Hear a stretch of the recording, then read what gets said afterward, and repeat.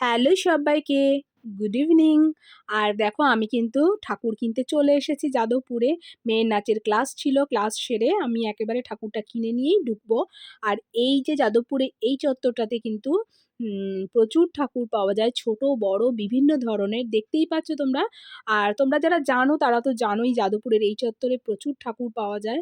আর আমার মাঝারি সাইজের ঠাকুরই লাগবে। তো চলো দেখি কি পছন্দ হয় না হয়। আমার আমার সরস্বতী দেখো ডান্স করছে।